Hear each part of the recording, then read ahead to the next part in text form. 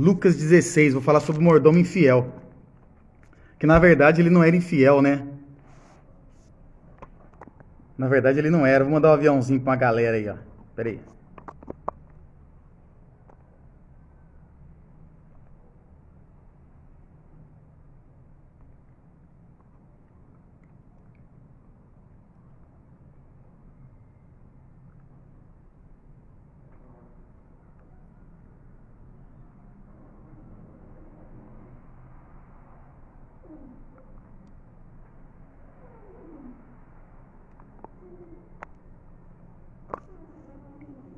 Até a Fernanda, blog da Fernanda, hein, meu? Lucas 16 vai ser o Lucas 16. Manda um aviãozinho pra mais alguém. Vamos ver se tem mais alguém aí, ó.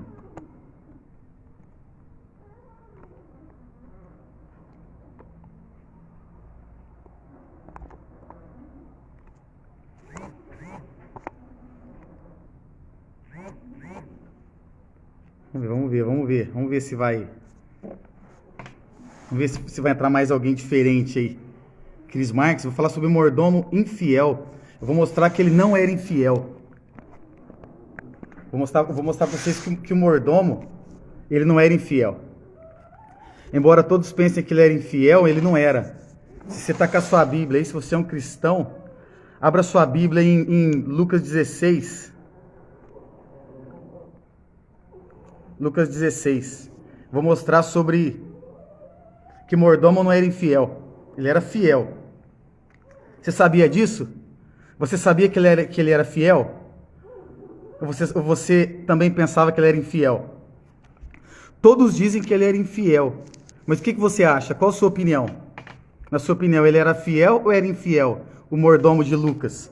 Aquele mordomo que dissipou todos os bens, ele era fiel ou ele era infiel? O que você acha? Uma pergunta aí. Ele era fiel ou infiel? O mordomo. Hã? O que você acha? O mordomo era fiel ou era infiel? Hã?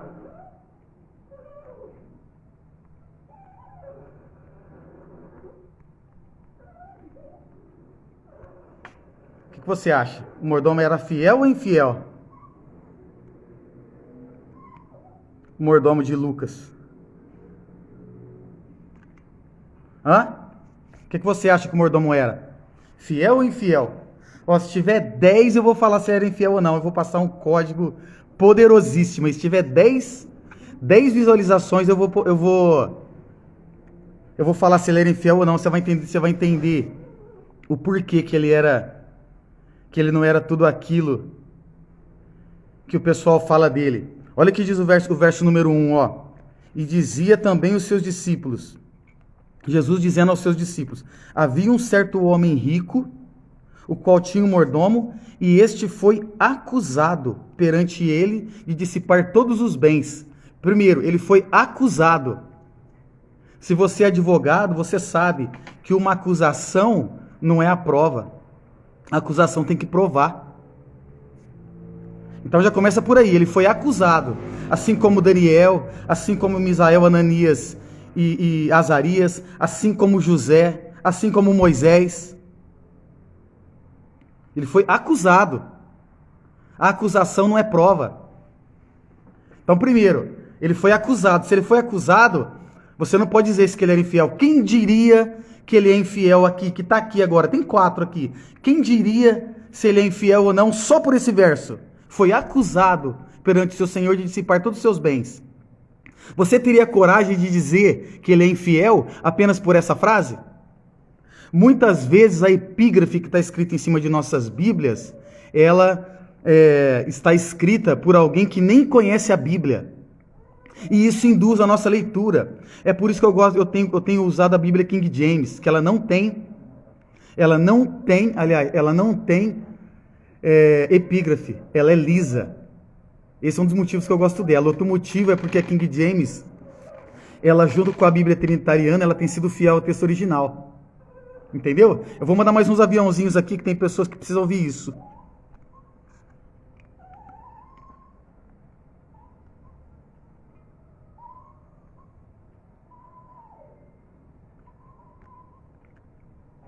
Vamos lá, vamos lá. Vamos lá. Então o verso 1 já te colocou em dúvida ou não? Se ele era fiel ou não? O verso 1 já te colocou em dúvida se ele era fiel ou não? Porque olha o que diz, ele foi acusado. Ele foi acusado. Verso 2, olha o verso 2 então, ó. E ele chamando, disse, que é isso que ouço de ti? Ó. Presta contas da tua mordomia, porque já não poderás ser mais o meu mordomo. Porque não poderás mais ser mais o meu mordomo. Olha só, preste contas da tua mordomia, porque não poderás mais ser o meu mordomo. Olha só, o cara foi acusado. Ele diz, ó, que é isso que ouço de ti. Sabe o que significa isso? Eu vou falar para você. Isso significa aquelas pessoas que chegam em você e falam assim, ó, estão dizendo aí. Quando elas falam estão dizendo aí, meu amigo, porque pode ter certeza que é elas que querem dizer, só que elas falam um tom como se fosse outro, mas é elas que vão dizer. Como elas não têm coragem de falar na sua cara o que elas pensam de você, então ela vai dizer assim, estão dizendo aí. Entendeu? Quando ela vai dizer estão dizendo aí, porque é ela que quer dizer de você. Como ela não tem coragem, então ela fala que é os outros que estão dizendo. Então, quando alguém chegar para você e falar assim, ó, estão dizendo de você, estão falando qualquer coisa, é elas que querem dizer de você, porque elas invejam você. Como elas não têm coragem de olhar no seu olho e falar a verdade, então elas inventam essas coisinhas aí. Entendeu? Terceiro, ó, o mordomo diz consigo, que farei? Que farei? Pois o meu senhor me tira a mordomia. Que farei? Cavar não posso. Mendigar tenho vergonha. Por que ele não pode cavar? E por que ele tinha vergonha? Qual era a razão dele ter vergonha de mendigar? Você pode me dizer aí? Estamos em 4 aí. Quem pode me dizer o porquê ele tinha vergonha de mendigar? O porquê? Por que ele tinha vergonha de mendigar? E por que ele não podia cavar? Por quê? Vou te dizer por quê. Porque o mordomo naquela época era uma pessoa de confiança. O mordomo naquela época era igual a Neemias. O mordomo naquela época era a pessoa que tomava do vinho do rei. Era como se fosse um copeiro. Ele bebia do vinho do rei para que o rei não morresse. Era uma pessoa fiel e leal. Ninguém colocava um mordomo na sua casa, dono dos seus afazeres, se ele não fosse de confiança. É o José na casa de Potifar. Tá entendendo o que eu estou dizendo? Esse mordomo aqui é o José na casa de Potifar. Esse mordomo era o José na casa de Potifar. Sabe o que isso significa? Sabe o que isso significa?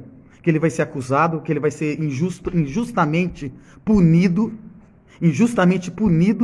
mas isso não vai manchar a dignidade dele. Ele vai tentar sair dessa situação. Eu vou mostrar como. Por que ele não podia mendigar? Quem sabe me dizer por que ele não podia mendigar? Quem pode dizer aí, ó, por que ele não podia mendigar? Por que ele tinha vergonha de mendigar? Sabe por quê que ele tinha vergonha de mendigar? Porque tinha um Lázaro na porta da casa dele. Se você seguir o texto, você vai ver que o próximo assunto da parábola, lá no verso 19, é a parábola do rico e do Lázaro. Então ele tinha vergonha, porque tinha um Lázaro na porta da casa dele. Tinha um Lázaro lá na porta da casa dele, mendigo, cheio de chagas. E ele via, ó, há muito tempo esse Lázaro, e ele falava, o quê? Eu vou ser igual a esse Lázaro? Mas nunca. Eu sou o mordomo do homem rico. Eu sou o mordomo. Faz muito tempo que eu não sei o que é trabalhar, braçal, eu não posso cavar. Eu não sei o que é cavar. O meu pai Abraão cavou, mas eu não posso cavar. Por que eu vou cavar se já está cavado? Por que eu vou cavar se eu sei o que fazer? Quando você não sabe o que fazer, você vai trabalhar para os outros. Quando você não sabe o que fazer, você vai mendigar. Mesmo trabalhando, você está mendigando um salário que não é justo para você. E você vai trabalhar frustrado, você vai trabalhar, você não vê a hora de chegar sexta-feira, porque na segunda-feira você está triste. Esse era o mordomo. Ele não queria isso para ele. Ele não queria. Então sabe o que ele foi fazer? Ele foi tomar uma atitude, como nós devemos tomar uma atitude. Olha o que ele foi fazer, ó. Olha o verso 4. Eu sei o que eu ia te fazer de quando eu for desapossado. Antes de ser desapossado, olha o que ele foi fazer. Chamando a si cada um dos devedores do seu senhor. Chamando a si os devedores do seu senhor. Disse ao primeiro, quanto me deves? E ele respondeu, 100 medidas de azeite. Toma a tua conta, escreve 50. Muitos estudiosos vão dizer que essas dívidas eram perdidas. Eu não acho que eram perdidas. Essas dívidas, essa dívida que esses devedores deviam, dívida é dívida. Não importa se você está pagando financiamento. A dívida não precisa ser paga na hora. Quem disse que a dívida precisa ser paga na hora? Você tem dívida aí para 30 anos.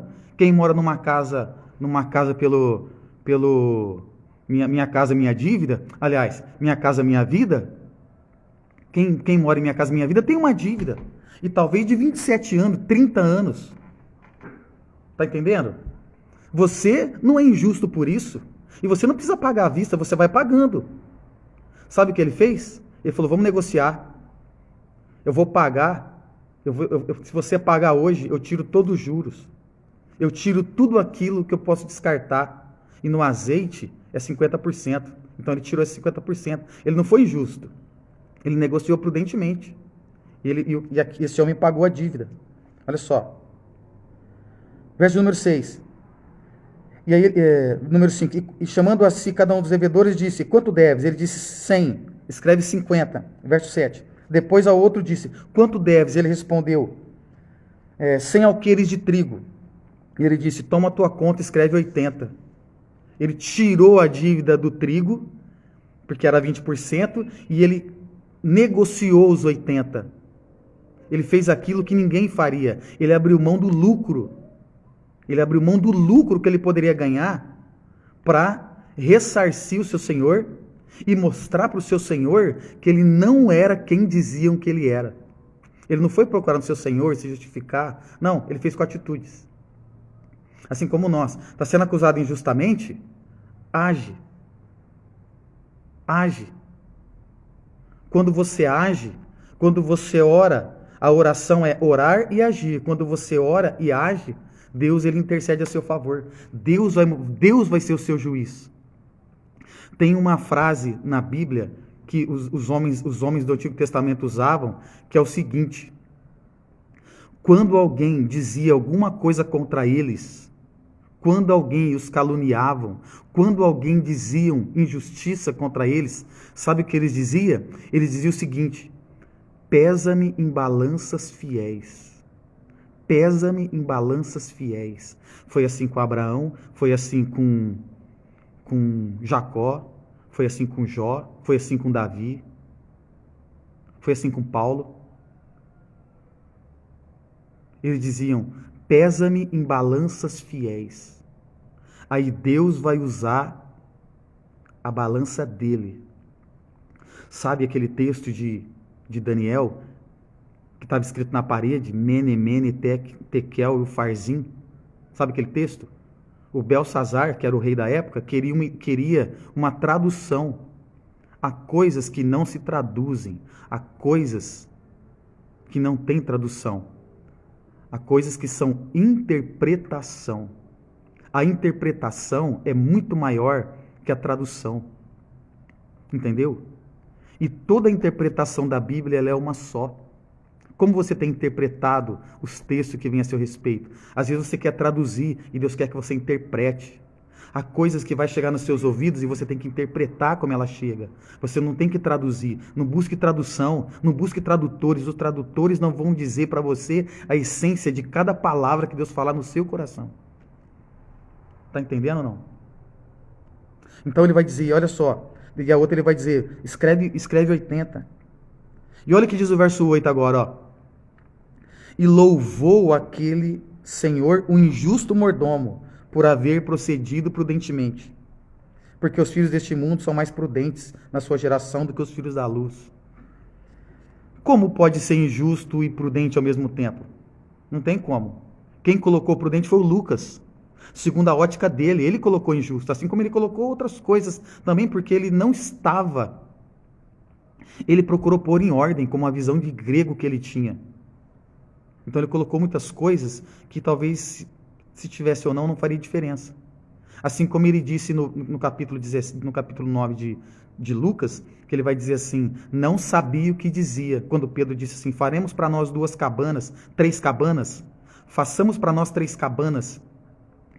E Lucas falou assim, porém não sabia o que dizia. Claro que Pedro sabia o que dizia. A cabana ali é tabernáculo, ele queria fazer 3 tabernáculos, ele queria restaurar a tenda, ele queria ficar com Cristo ali, com Moisés e Elias.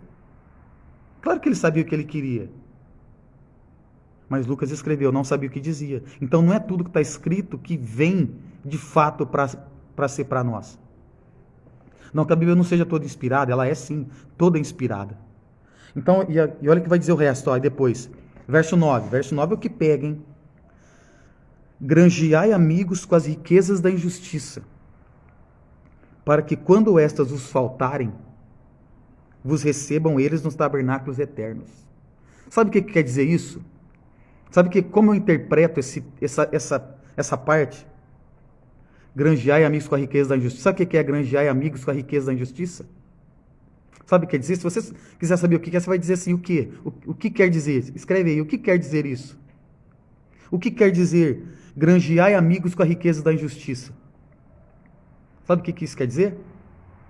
Quer dizer que esse salarinho que você recebe aí, ó, que muitas vezes é injusto, que muitas vezes você recebe ele e chora, você recebe esse salário e chora, porque ele não consegue chegar até o fim do mês, esse salário injusto que você recebe, você pega ele na tua mão e ele não dá para fazer nada, você tem que mendigar, sendo um assalariado, você tem que mendigar. Sabe quem vai cuidar de você? Aqueles que habitam em tabernáculos eternos. Sabe quem são aqueles que habitam nos tabernáculos eternos? Sabe quem são esses? Hein? Pode me dizer? Quem são esses que habitam em tabernáculos eternos? São anjos. São anjos que todos os dias trabalham a seu favor. Trabalham para que você não sofra nenhum acidente. Trabalham para que você não tenha um derrame. Trabalham para que você tenha uma vida digna. Trabalham para você. São anjos que trabalham para você. Só que você precisa tomar uma postura de viver essa vida do reino. E não viver essa vida do mundo. Você tem que viver uma vida do reino. Se você viver uma vida do reino, os anjos vão receber você. E quando você partir dessa vida, eles vão receber você nos tabernáculos eternos. Assim como ele fez com Uzias, antes de Uzias pisar na bola, ele fez voar a fama de Uzias para longe. Ele fez Uzias criar máquinas de invenções. Ele fez Uzias inventar coisas. Ele fez Uzias prosperar no deserto. Ele fez Uzias vencer reis. Ele fez Uzias fazer invenções de guerra. Está entendendo o que eu estou falando ou não? Está entendendo o que eu estou falando? Está me ouvindo bem aí? Você quer que os anjos cooperam com você? Seja fiel nas riquezas da injustiça. Naquilo que você recebe que é injusto. Entendeu? Olha o que ele vai dizer agora, ó, verso de número 10. Quem é fiel no pouco, também é fiel no muito. Quem é injusto no pouco, também é injusto no muito. O que você tem nas suas mãos é pouco? É pouco? Se for pouco, seja fiel, porque Deus tem o muito. Se você não for fiel nesse pouco, Deus não vai te dar o muito. Está entendendo o que eu estou falando ou não? Se você não for fiel nesse pouco, Deus não vai te dar o muito. Você tem que ser fiel nas mínimas coisas. Verso de número 11. Pois se nas riquezas injustas não fostes fiéis, quem vos confiará as verdadeiras? Olha que nós temos 2 riquezas aqui, ó. Quais são elas? As injustas e as verdadeiras. Sabe o que Deus quer dar para você? As verdadeiras. Existem riquezas verdadeiras que Deus quer dar para você. Mas se você não for fiel nas riquezas injustas, Naquilo que é injusto, Deus não vai te dar aquilo que é verdadeiro.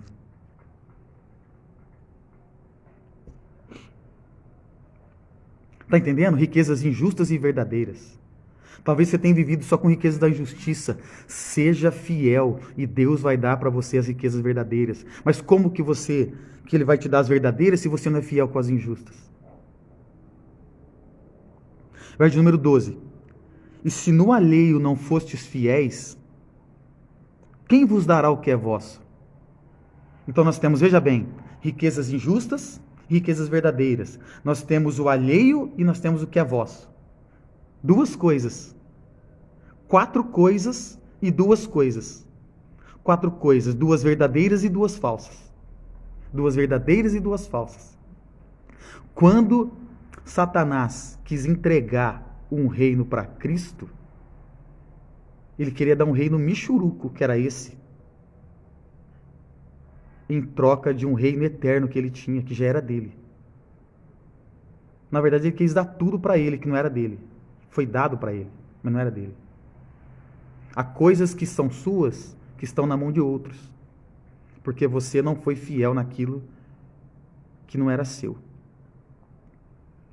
Jesus foi fiel em tudo, por isso ele herdou tudo, por isso que ele é herdeiro de todas as coisas. Porque ele foi fiel. Mesmo aquilo que não era dele, ele foi fiel. No capítulo 12 de Hebreus, está escrito assim,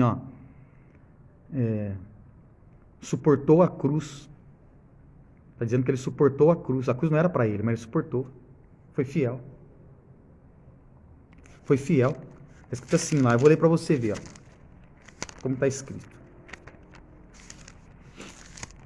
Hebreus capítulo 12. Verso de número 2. Olhando para Jesus, autor e consumador da nossa fé, o qual, pelo gozo que lhe estava proposto, suportou a cruz, desprezando a afronta, assentando-se à destra de Deus. Ele desprezou a afronta. Por que ele desprezou a afronta? Porque ele não precisava passar por isso, mas ele suportou a cruz. Talvez você tenha que suportar as coisas que não são suas ainda. Você tem que ser fiel no alheio. Se no alheio não fostes fiéis, quem vos dará o que é vosso? Sabe o que é ser fiel no alheio? Fiel no alheio é você viver de aluguel. É você viver de aluguel e você cuidar como se fosse seu. Ser fiel no alheio é quando você entregar a casa que não é sua, porque você vai ter a sua e a casa está impecável. Se você tiver que mudar de casa, uma casa que não é sua, seja fiel naquilo que não é seu.